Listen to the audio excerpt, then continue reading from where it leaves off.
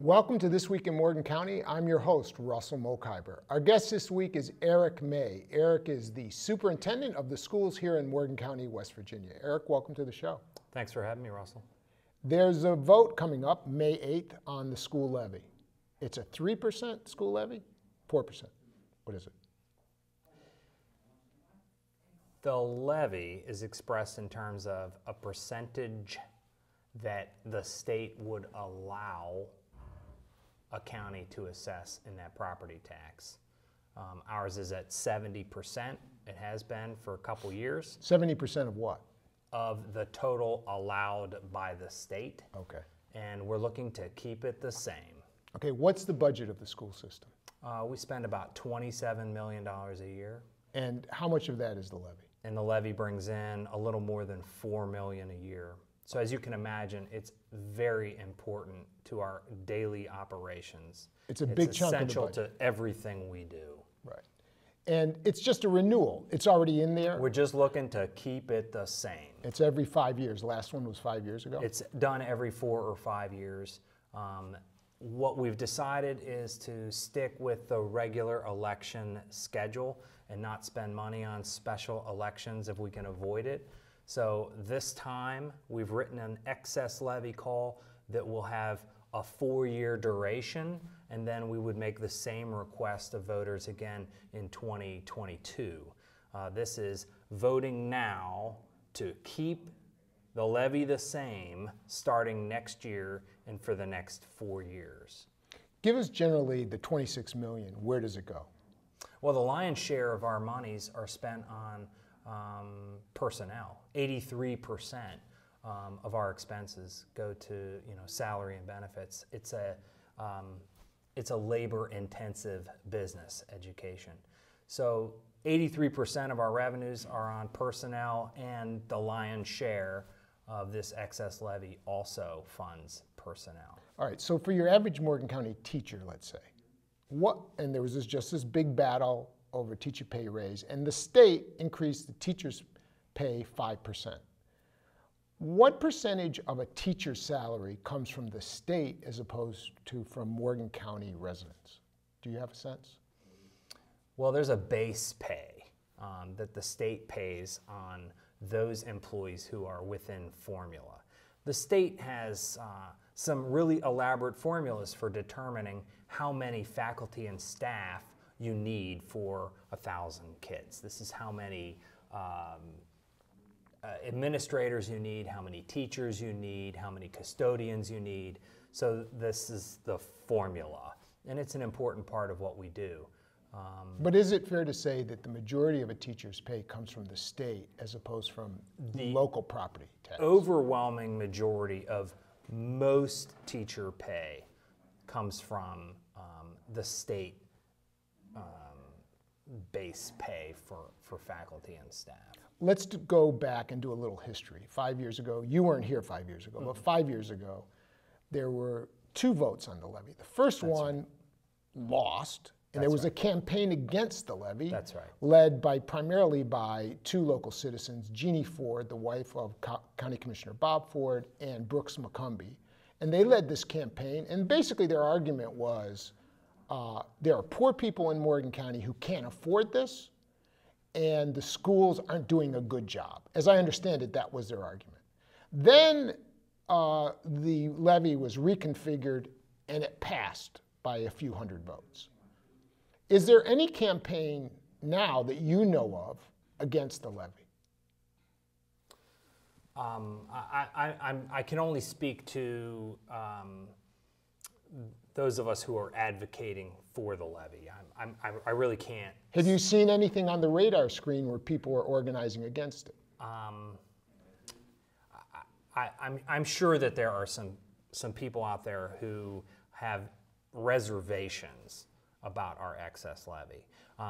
But to pick up where you left off there about what happened last time, the levy failed after the board asked for an increase in the levy. And we're not asking for an increase. We're asking to keep it the same. We're asking to keep it at the same rate at which it passed last time, despite that opposition. We're asking for, sort of 4 more years, right, at the same funding level. And it's, you brought up quality of the education. We are providing a high quality education at a real bargain for the people of Morgan County. We're spending less per students than they're spending in neighboring states. And yet our students are well cared for and well served by the schools, the 6 schools here in Morgan County. One of the things I remember reading from the last debate was the opponent said that actually there are metrics that grade teachers in all the counties in West Virginia, and we were towards the bottom. Is there any similar metric now that you can say that's actually not true? I'm not sure what that would have been in reference to. Okay. Of course, we have standardized test scores, and our scores have improved in some ways over the last couple of years. There are a lot of things we're doing to try and improve student achievement as measured by standardized tests. Those tests come to us from the state, or this year, 11th graders will be taking the college board. That SAT, the SAT is a test that comes from the college board. That's not a state test, but a national test. This will be our first time administering SATs to high school students, so we're curious to see how that'll go. The GSAs, the state tests for grades 3 to 8, they've been changed a bit over the last couple of years, and there's some more changes this year. It's sort of hard to get a good baseline on that when they change the test every couple of years. It sort of makes it a little more difficult to compare scores from one year to another. There's room for growth in our scores, but I think our people are doing a good job of identifying areas of weakness and putting in place mechanisms whereby students can grow in those weaknesses. We're not putting all our eggs in one basket, so to speak. In math classes, for instance, we have main curriculum, but then also we're trying some supplemental strategies. Oftentimes those use technology, things that happen on iPads or whatnot. So if the teacher's providing direct instruction for maybe an hour of math, maybe kids are getting another half hour that's delivered through some other vehicle. I really think we're doing a good job of mixing it up. Because a varied approach to instruction, I think, gives the most kids the most opportunities to connect to the content. This is going to be really an interesting election because teachers became, and superintendents became, a political force over the last couple months.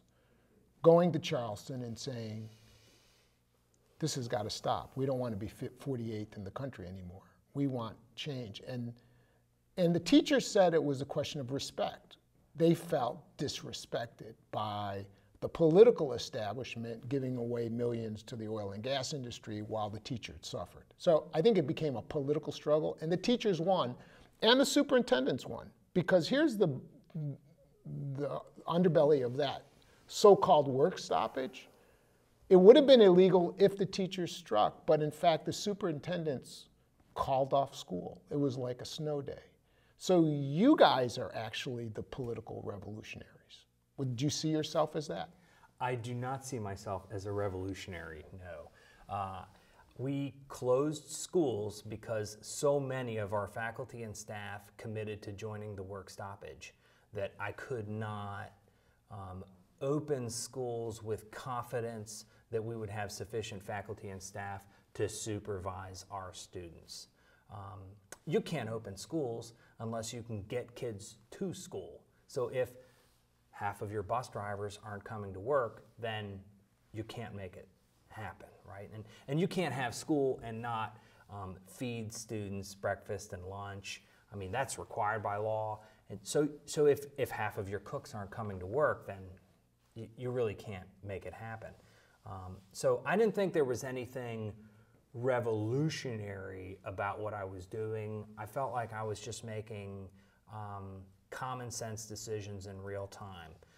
On a day-to-day basis, we can't staff school tomorrow, so we'll be closed again. And people got robocalls from us night after night until finally the situation was resolved by an action of the legislature and with the leadership of the governor. But they wouldn't have resolved it but for the fact that the teachers by the thousands were in the state capitol chanting every day, and the superintendents had their back.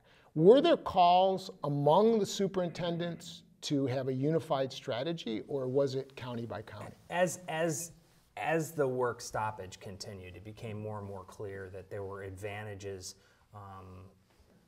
to maintaining a unified front. I mean, certainly it was beneficial to faculty and staff and to the unions to be 55 united. But it also, at some point, became beneficial to the superintendents and the school boards to be 55 strong. But I was hearing on talk radio, for example, the superintendent of Berkeley County sort of chastising the legislature for not meeting the demands of the students. And I'm wondering, was there that overt political angle that the superintendents were taking? Because if you had opened schools and the teachers still stayed out, it would be more of a strike and a legal strike. Mm-hmm. But you made a decision to keep them closed. So you see what I'm the political? Sure, but that decision is also in part, that's a decision that's in large part about instruction, about classroom instruction. In my experience as a principal, you get the best learning and achievement when you create the best climate for learning and achievement. And there was definitely a sense among all 55 superintendents that the best thing for students was to avoid a scenario where faculty and staff were divided against each other. By closing school, we kept everyone on the same page. And then when we returned to school, we were all on the same page. And maintaining that united front, not only within the state, but within the county, within the school, that's really what's best for kids. It was interesting that during the debate, when it wasn't clear how this was going to end, whether this was going to go on forever, whether school was going to be closed for the whole year, whether the teachers were going to be arrested for an illegal strike, it wasn't clear what was going to happen. Our elected representatives from this district, our members from the House and our state senators, were saying if the teachers keep this up, they are going to threaten the viability of the levy vote. I understand that concern. It's worth noting that ultimately the legislators from this district voted in support of that 5% raise. And I believe that was the right thing to do. And ultimately, we were all on the same page. The concern about the impact of the work stoppage on the levy is a legitimate one. Because I have to worry that people will say, oh, they got their 5% raise from the state, they don't need our support. But that's just not the case. That's a separate issue. That's an increase in the base pay. It doesn't change the fact that our levy pays a supplement to staff and pays for more than 20 faculty and staff whose salaries and benefits come entirely from the excess levy. Because like I said earlier in this interview, the state has a formula that says this is how many teachers or how many custodians or how many bus drivers you should have per thousand, and we're over that formula. And we're over that formula because we're a larger county with schools spread out. The way to meet formula is to have all your kids in one big building. Mm-hmm. But because we have 6 schools, that's just not possible. So we're over formula, and we depend on the excess levy to pay for those positions that are over formula. And step 5 would be a good example. I don't want to get too technical, but I mean, the funding for school counselors and nurses, we would have, if we were at formula, we would have either a nurse or a counselor in each building. I think that would be inadequate. I'm a big believer in school counselors. They provide very important benefits to students in terms of career planning, in terms of college admissions, and the mental health support they provide has become more important all the time. You know, when we're wrestling with things like the opioid crisis here in West Virginia, we can't afford to do less mental health services and less physical health care. I mean, those services are more important than ever. So it's things like that that are paid for in large part through the excess levy. When we get talking, the more we get talking about the excess levy, the more we get into these details about what the levy funds. And I have some anxieties about that. I don't want to send any mixed signals about what we would do or wouldn't do without the levy. You know, that's the point for me that needs to be made over and over and over is that the Morgan County education is a real bargain. It's a high quality education considering what people are spending on it. This vote is a vote for or against education. If you favor education, then you should be willing to pitch in on it. It's a vote for or against education. Just a couple more minutes here, but maybe to shed some light on the politics of the situation and how it might go, let's look at that vote 5 years ago. Because 5 years ago, first round defeated, second round passed, same electorate. What was the difference? Well, I think people have begun to take the excess levy for granted in our county. It had always passed for decades. It had never been a problem. And so there was a decision was made. We're going to ask for a little more, and you know, there was a mixed reception for that request for additional funding. I think we're in a good place now where we're not asking people for as much of an excess levy as we could. I think our approach is a moderate one. We're asking for an excess levy, additional support on the part of the community, but we're not asking for more. We're asking people to provide the same level of support they have for the last 4 years. And that's a pretty moderate approach. We're not asking for an increase. We're asking people to keep it the same. And we need to, because education is more important than ever. I mean, Procter & Gamble's not coming into Berkeley County and setting up shop with 600-700 jobs in that plant. They're not coming into Berkeley County without first checking to see what kind of an education is being offered to Berkeley County, right? We can't hope to attract new businesses, new employers to Morgan County unless we provide a high quality education. So this thing about providing additional support, good support for a quality education, it impacts the individual child. It impacts this fourth grader, this seventh grader, and the services they receive. But it also impacts our community in the long run because it makes our community a more appealing destination for employers.